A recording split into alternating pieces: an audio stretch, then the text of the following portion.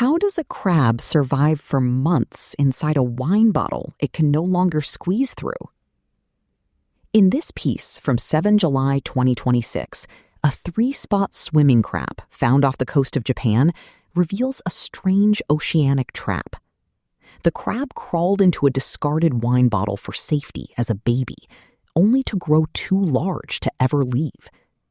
The story connects this tiny tragedy to a century-old Japanese tale about a trapped salamander, asking what happens when the debris humans leave behind turns a sanctuary into a cell. It is a quiet observation of how plastic pollution can accidentally alter the life of a single creature. Written by Sabrina Imbler in Defector, narrated for Arva.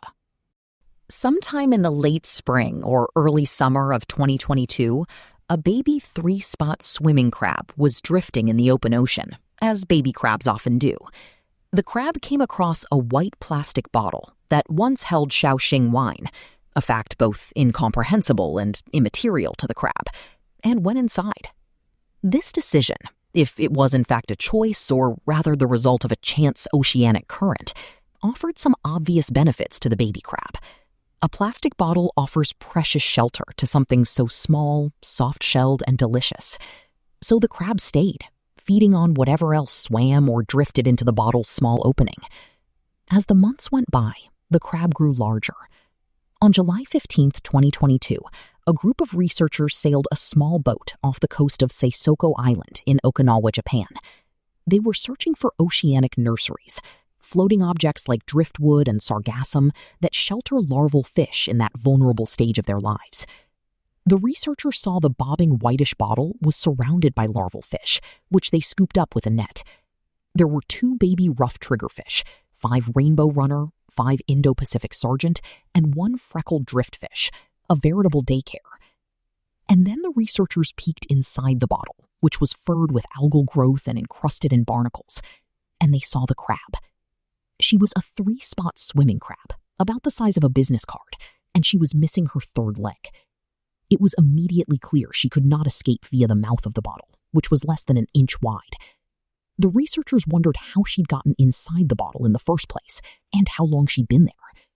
Their investigation was published in the journal Ecosphere.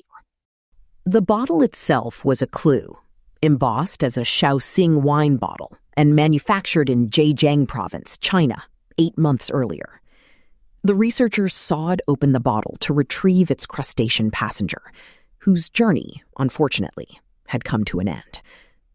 We dissected the crab and carefully examined its condition using various biological approaches, including DNA analysis of the stomach contents and estimation of its maturity stage from the gonads. Hajime Sato, a researcher at Hiroshima University and an author on the paper, wrote in an email. The researchers dissected the crab to understand how she had survived inside the bottle for so long, and more clues lay inside her stomach. They found 9 fish scales and some hard fragments that probably came from fish bones, as well as some shards of algae. A DNA analysis revealed the crab had certainly been eating rough triggerfish and algae, and probably been eating Indo-Pacific sergeant. This diet seemed to have worked great for the crab, which was a mature adult that weighed more than her wild counterparts. But how long had she been inside the bottle?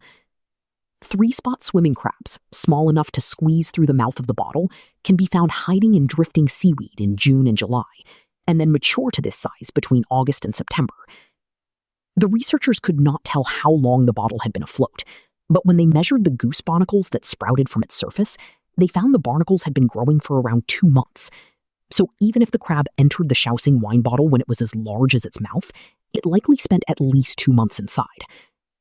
They speculated the bottle became flotsam south of Okinawa and was carried to Seisoko Island by the powerfully warm Kuroshio current. We found that this crab was able to maintain good nutritional condition and continue growing inside the bottle for at least 2 months, Sato said. This is not the first report of a 3-spot swimming crab trapped in a plastic bottle. The researchers point to an earlier paper from 2011 that found a bottle-bound crab around Japan. This is unsurprising. Plastic pollution is famous for trapping all sorts of sea creatures, cinching sea turtle necks in nets, ensnaring whales, dolphins, and fish. A 2025 paper found that even a Ziploc bag can become a death trap for fish, shrimp, squid, and crabs, especially animals that are passive swimmers, which drift with the current and are less able to escape. When the researchers saw the captured crab, they were reminded of a famous story, the salamander, written in 1923 by Masuji Ibuse. Ibuse's salamander discovers he has eaten so much that he has trapped himself inside his slimy burrow. The doorway of his stone cave, now to be his lifelong dwelling, was too narrow, Ibuse wrote, and inside it was gloomy. The salamander is doomed to watch the world pass it by from the narrow entrance of its cave.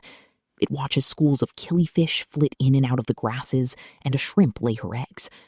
When a hapless frog enters the cave, the melancholic salamander traps the frog inside, dooming both to imprisonment.